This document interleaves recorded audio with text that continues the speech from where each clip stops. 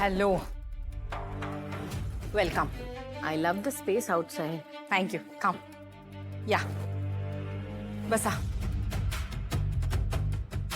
बसा. I love the interior also. छान artifacts आहेत. Good wall hangings. Nice handicrafts. Amazing artifacts. I love the chandelier also. नाही हे असं सगळं घराचं कौतुक करून घेण्यासाठी तुम्हाला इथे बोलावलंस का? तुझ्याकडून घराचं कौतुक ऐकत बसावं इतका टाइमपास करायला वेळ नाहीये माझ्याकडे. आणि तसंही तेजस्विनी, घर फक्त या सुंदर आर्टिफॅक्ट्स भिंती याने नाही बनत. आणि माझं हे घर माझ्या लोकांनी बनलेलं आहे. खूप जुने पिक्चर्स बघतेस का? नाही, बाबा आदमच्या काळातला डायलॉग आहे, ऐकून ऐकून मला कंटाळा आला. एनिवे, तुला इथे बोलवण्याचं कारण असं होतं की मी विचार केला आपण टेंडरचे बाकीचे सगळे डिटेल्स डिस्कस करूया. हे ते वी कॉलवर करता आलं असतं आपल्याला खरं तर.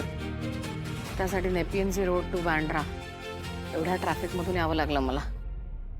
सम things are done better physically, right? हो, होपफुली.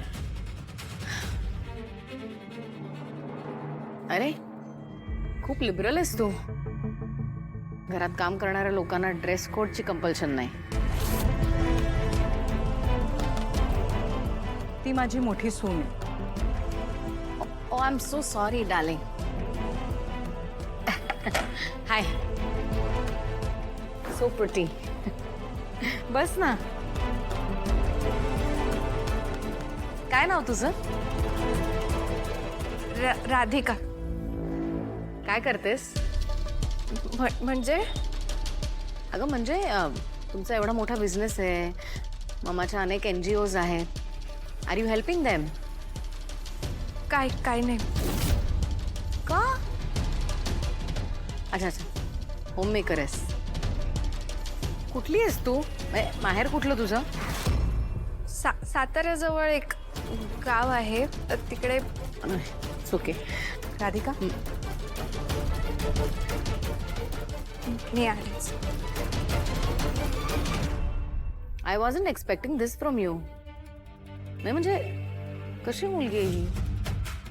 काही ऑरा नाही, पर्सनॅलिटी नाही, कॅरेक्टर नाही, काही कॉन्फिडन्स नाही.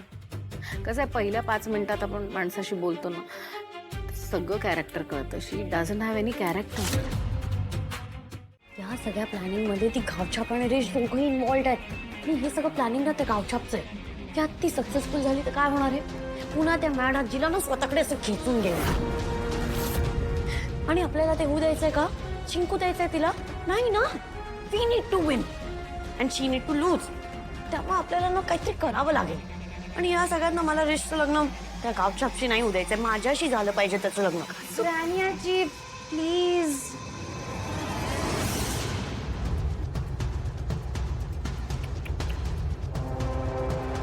समायरा,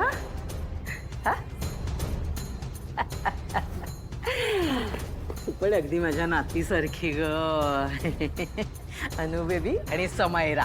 वा वा वा, तुझे खूप खूप आभार. खरंच काय बातमी दिलीस तू. सनई चौघडे तर वाजणारच, पण लग्न कोणाचं? कमळी, तू माझ्यासाठी आईशी खोटं बोलणार आहेस? डोंट वरी, ते मी बघतो काय करायचं ते. मी बोलेन आईशी. ओके. फक्त आता काही लोकांना फॅमिली काय म्हणेल, जग काय म्हणेल याचा झटका यायला नको म्हणजे झालं. शर्वरी, तू तुझ्या घरच्यांचा विचार करतेस हे चांगली गोष्ट आहे. पण अल्टिमेटली तुझ्या आईवडिलांना आसावरी आनंदात राहावी हेच वाटतंय ना. स्वतः तू ठरव आसावरीचा आनंद नक्की कशात येते. आणि तसंही आपण काहीही चुकीचं करत नाही आहोत. या सिच्युएशनमध्ये हेच प्रॅक्टिकल सोल्युशन आहे. ठीक आहे, करूयात हे लग्न. आता काहीही झालं तरी या सोहळ्यात गौतम आणि आसावरीचं लग्न होणारच. आणि आपण सगळ्यांनी मिळून ते करायचं.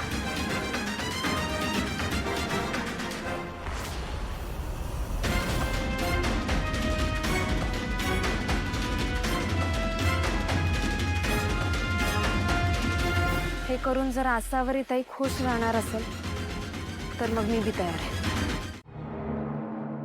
काय फुंतरू सारख्या प्रथा घेऊन आलाय तो गौतम. जर ताईला पूर्ण वेळ इथेच बसून राहणार असेल तर आपण तिला सोहळ्याला बुकिंगला कसं न्यायचं? हे लय रिस्की आहे ग. मला तर कळत नाहीये, हे लग्न होणारच नाहीये तर प्रथा तरी कशाला? त्यांनी यायलाच नाही पाहिजे तिकडे. म्हणजे त्यासनी काय माहितच नाही काय? असं कसं होईल? आमचं बोलणं झालंय गौतमशी. तो बोललाय आम्हाला की मदत करणार करून, आणि त्याच्यासाठी पण ना हे लग्न जबरदस्तीच आहे. तर फक्त टेन्शन ताईच आहे. अगं आपल्याला तिला तिकडे न्यायला लागणारच आहे. 11 जोडप्यांचं लगीन लावणार आहे तिकडं. आपण जर लई उशीर केला तर ती नोंदणीची प्रक्रिया लई वेळ होऊन जाईल त्याला. आणि सगळा प्लॅन कॅन्सल करायला लागेल बघ. कमळी, आपण जर ताईच्या जागी दुसरं कोणाला तरी बसवलं तर कोणाला कळणारच नाही ना की ताई आहे की कोण आहे. आणि मग ताईला आपण दुसऱ्या मार्गाने घेऊन जाऊ शकतो.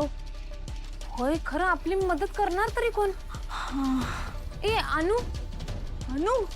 नाही नाही नाही नको, अनु नको. अनुला घेऊन गेलो तर मम्मीला लगेच डाऊट येईल. नको. मग कोण? ताईच्या जागी असं कोण बसू शकेल की मम्मीला कळणारच नाही?